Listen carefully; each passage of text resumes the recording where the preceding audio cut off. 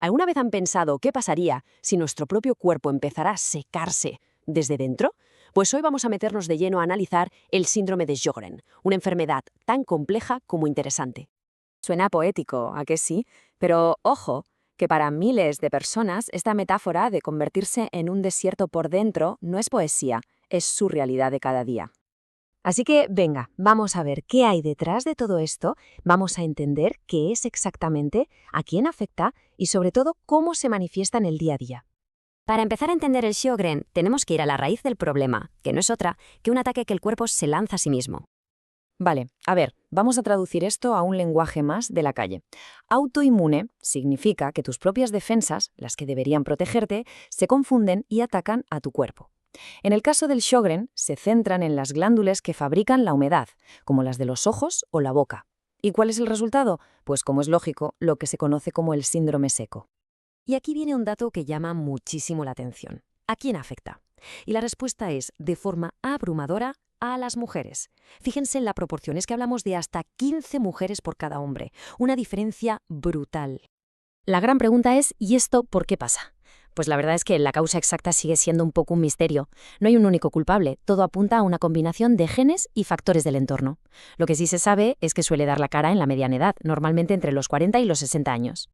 Bueno, y esto nos lleva directamente a lo que de verdad define la experiencia de vivir con Sjögren, la sequedad constante. Este número lo dice todo, ¿verdad? Más del 95%, o sea, prácticamente todo el mundo que tiene síntomas sufre el síndrome seco. No es algo secundario, no, es el corazón de la enfermedad. Y esa sequedad tiene dos protagonistas principales. Por un lado, la de los ojos, la xeroftalmia, que no es solo tenerlos secos, es esa sensación horrible de tener arenilla dentro, un escozor que no se va.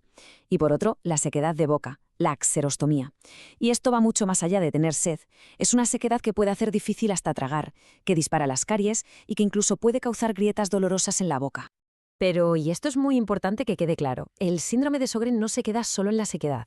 Es una enfermedad sistémica, y eso significa que puede afectar a todo el cuerpo.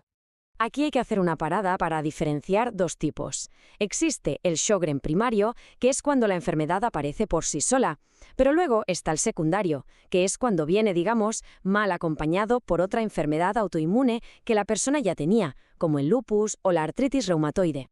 Y aquí es donde vemos su verdadero alcance.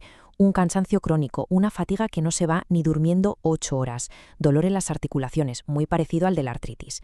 Y también puede afectar a la piel, provocando cosas como la púrpura o el famoso fenómeno de Raynaud, que hace que los dedos se queden blancos o azules con el frío. En algunos casos, la cosa se pone más seria y el ataque inmunitario apunta a órganos vitales. Los riñones, por ejemplo, pueden sufrir una cosa llamada acidosis tubular renal.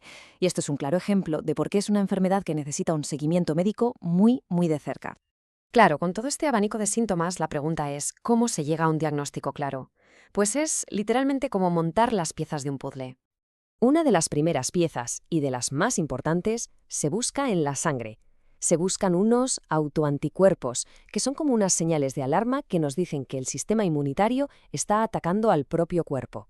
Los más habituales son los ANA, los anticuerpos antinucleares, y el factor reumatoide. Pero ojo, estos son marcadores generales. Son como decir hay un problema en la ciudad, pero sin saber en qué calle. Para afinar el tiro se buscan otros anticuerpos mucho más específicos, el anti-Ro y el anti-La. Si estos aparecen, la pista ya es muy sólida. Pero que nadie piense que con un análisis de sangre ya está todo hecho, ¿eh? Para nada. El diagnóstico combina varias cosas. Primero, la clínica, escuchar los síntomas de sequedad. Segundo, hacer pruebas para medir, como la prueba de Schirmer, que mide cuántas lágrimas se producen. Y el paso final, la pieza definitiva del puzzle, suele ser una pequeña biopsia de una glándula salival del labio, para ver al microscopio si las defensas la están invadiendo. Vale, tenemos el diagnóstico. ¿Y ahora qué? ¿Cómo se gestiona esto en el día a día? Y aquí tenemos que ser muy claros. Hoy por hoy, el síndrome de Sjögren no tiene cura. El objetivo de todos los tratamientos no es eliminar la enfermedad, porque no se puede, sino controlar los síntomas y, en definitiva, mejorar la calidad de vida. La estrategia de tratamiento es como una escalera. En el primer peldaño lo básico, combatir la sequedad con lágrimas artificiales, saliva artificial y demás. Si la cosa va más, si aparece la fatiga o el dolor articular, se sube al siguiente escalón, con fármacos como la hidroxicloroquina. Cuando ya hay órganos afectados, se pasa a medicamentos más potentes. Y para los casos más graves, ya se recurre a la artillería pesada, como las terapias biológicas. Y ya para ir terminando, vamos a tocar un tema crucial, la visión a largo plazo y la complicación más seria que hay que tener siempre en el radar. Este número es para pararse a pensar un momento. Las personas con síndrome de Sjögren tienen un riesgo de desarrollar un tipo de cáncer, un linfoma de células B, que se multiplica entre 10 y 44 veces respecto a la población general. Es una cifra muy, muy considerable. Sin duda, esta es la complicación más seria. A menudo el linfoma aparece en las glándulas parótidas. Pero, y esto es lo más importante de todo, saberlo es poder. Conocer este riesgo significa que se puede estar vigilante, que los equipos médicos y los pacientes pueden estar atentos a cualquier señal para actuar a tiempo. La clave es la monitorización. Y todo esto nos lleva a la reflexión final. Vivir con una enfermedad crónica como esta es una carrera de fondo, no un sprint. Y en esta carrera la información no está para generar miedo, sino todo lo contrario, sirve para dar poder, porque el conocimiento es la mejor herramienta para un manejo activo de la enfermedad y al final para tener una mejor calidad de vida. Muchas gracias por habernos acompañado.